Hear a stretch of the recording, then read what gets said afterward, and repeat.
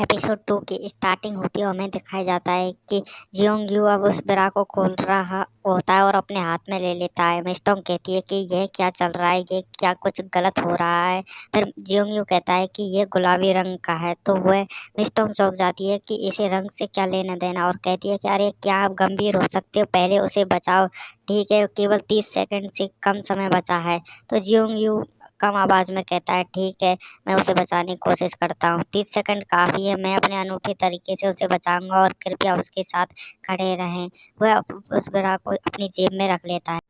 तो मिस्टोंग कहती है कि ठीक है। वह सोचती है कि एक पेश शिक्षक के रूप में महत्वपूर्ण क्षण में बहुत घबराई हुई थी। मैं ये कैसे भूल सकती थी कि माओ युक्सी को खोल देना चाहिए था। वह उसे देखती है और कहती है कि ये क्या कर रहा होगा, सोचती है। और फिर कहती है कि आप क्या कर रहे हैं, मैं तुम्हें उसे बचाने देती हूँ, कलाबाजी नहीं दिखाने देती। लेकिन जियोंग यू कलाबाजी नहीं बल्कि उसकी जान ही बचा रहा था। वह उसकी छाती पर प्रेस करता है, जिससे माओ युक्सी को थोड़ा थोड़ा होश आने लगता है। जिसे देखकर मिस्टोंग भी कहती है कि हाँ, वह उसे होश आ रहा है। तो जियोंग कहता है कि समय बिल्कुल सही है, अब उसे बचाया जा सकता है। वह उसके डिंग जाता है। अभी मैं उसके शरीर में जीवन शक्ति क्यू का परिचय देता हूँ, और वह उसके शरीर से हवा देने लगता है और उसे किस करता है, जिससे कि उसके शरीर में हवा पहुंचाई जा सके। तभी वहां पर सांस छोड़ता है, जिसे देखकर मिस्टोंग को भी थोड़ा डर सा लगने लगता है, और वह बाईं और दाईं ओर देखती है कि उसके सभी शिक्षक सभी स्टूडेंट पीछे की ओर देख रहे होते हैं। उसे डर नहीं लगता क्योंकि उन्होंने अपनी पीठ मोड़ ली है। अगर किसी ने इसे देखा तो U11 की प्रतिष्ठा बर्बाद हो जाएगी। इसी से मिस्टोंग को डर लगता है। तभी वह जियोंग यू की तरफ देखती है, जिसका काम हो गया था, और वह अपने ऑटो को पूछता हुआ कहता है कि हो गया, अब वह ठीक हो जाएगी। तो वह घबरा जाती है कि इसे तो खूब मजा आ रहा है। तो जियोंग यू कहता है कि वह अधिकतम 2 मिनट में जाग जाएगी। तो मिस्टोंग कहती है कि क्या रियली। तो वह कहती है कि युक्सी, तुम्हें क्या होश आ रहा है। तो उसे भी कुछ प्रतिक्रिया होती है। वह कहता है कि वह जाग रही है, मैं अब निकल रहा हूँ। यदि कोई अन्य समस्या है तो आप मुझे राष्ट्रपति क्यू के कार्यालय में पा सकते हैं। मिस्टोंग भी जियोंग यू से इम्प्रेस हो जाती है और सोचती है कि राष्ट्रपति क्यू द्वारा नियुक्त किया गया डॉक्टर निश्चित रूप से अद्भुत है, और वह लगभग मेरी उम्र का ही है। उसे लगता है कि राष्ट्रपति क्यू ने उसे नियुक्त किया है। उसके बाद थोड़ी दूर जाने के बाद मिस्टोंग वहाँ रुक जाता है और कहता है कि वो सॉरी, जियोंग यू रुक जाता है। वह कहता है कि मिस्टोंग, मैं आपसे कुछ पूछना चाहता हूँ।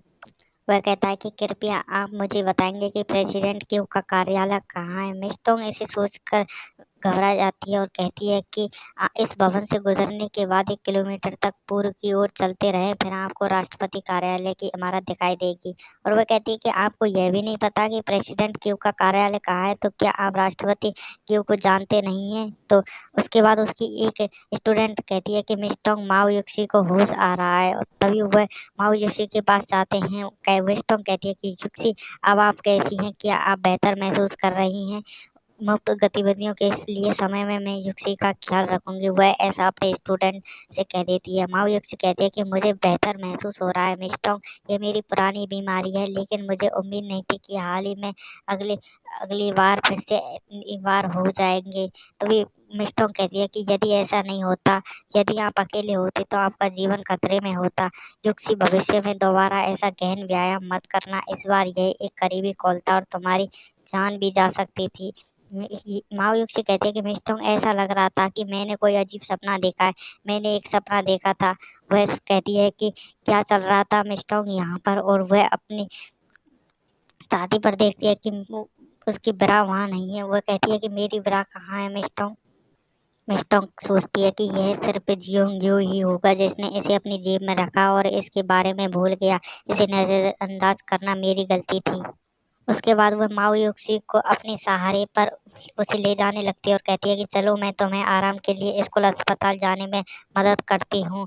मिस्टोंग कहती है कि जब आप बेहोश हो गई तो आपके दिल पर दबाव बचने के लिए मैंने आपकी ब्रा उतार दी, और मैंने एक सहपाठी को दे दिया जिसे मैं भूल गई हूँ। मैं इसके बारे में बाद में पूछूंगी। माओ युक्सी कहती है कि धन्यवाद मिस्टोंग। मिस्टोंग सोचती है कि ओह, उसने कहा कि वह राष्ट्रपति क्यू के कार्यालय जा रहा था। मुझे तुरंत जियोंग यू को ढूंढना होगा। मुझे माओयुक्ति की बरा वापस लानी होगी, नहीं तो झूठ उजागर हो जाएगा। उसके बाद जियांग यू को दिखाया जाता है कि जो सोचता है कि मैं यहाँ पहुँचने के लिए 1 किलोमीटर पैदल चला हूँ। यह वास्तव में हुआक्सिया में सर्वश्रेष्ठ विश्वविद्यालय है। तभी राष्ट्रपति कार्यालय में दिखाया जाता है कि जियांग यू वहाँ पर प्रवेश करता है। वह कहता है कि माफ करें, मैं क्या अंदर आ सकता हूँ। वहाँ पर एक लड़की बैठी होती है और एक आदमी भी बैठा होता है। तो जियांग यू कहता है क्या हो कि होंगसी कार्यालय में है।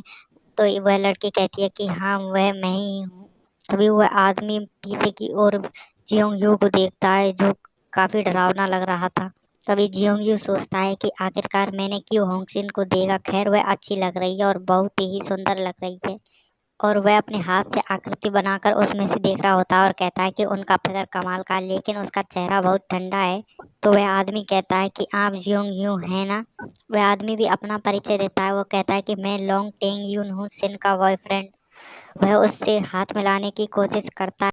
वह सोचता है और जियांग यू से कहता है कि सांगचेक के 4 सबसे अमीर परिवारों के एक युवा स्वामी के रूप में मैं प्रसिद्धि का हकदार हूँ। तुम एक गरीब आदमी हो, मुझसे कैसे प्रतिस्पर्धा कर सकते हो। और वह उसे गाली देता है। तो जियांग यू कहता है कि दोस्त, यह असंभव है। 1 महीने पहले जब मैं दादाजी क्यू से मिला था तो उन्होंने मुझे नहीं बताया कि सिन का कोई बॉयफ्रेंड है। क्या उसने इस महीने कोई रिश्ता स्थापित किया है। लेकिन तुम जो भी हो, मैं तुम्हें देख लूंगा। और वह उसके हाथ पकड़ने से उसके चुटकी हाथ की उंगली को दबा देता है, जिससे उस आदमी को दर्द होता है। वह कहता है कि मेरा नाम जियोंग यू है, जो बसंत और शरद ऋतु की अवधि में चू राज्य का शाही वंशज है और जिनका मंगेतर हूँ। तो उसे भी गुस्सा आ जाता है कि मैं तुम्हें मार डालूंगा। और वह उसके हाथ को हटा देता है और कहता है कि जियोंग यू, अब हम आधुनिक समय में हैं। आप अब भी पहले जैसे अरेंज मैरिज का पालन क्यों करते हैं। खैर, हम मुफ्त प्यार और एक दूसरे से प्यार करने की वकालत करते हैं। सिन के परिवार ने मुझे पहचान लिया है। आप कैसे हैं। क्या आपने पहले कभी सिन को देखा है। क्या आपके मन में एक दूसरे के लिए भावना है। क्या सिन का परिवार आपको स्वीकार कर सकता है। इससे भी महत्वपूर्ण बात यह है कि क्या सिन आपको स्वीकार कर सकती है।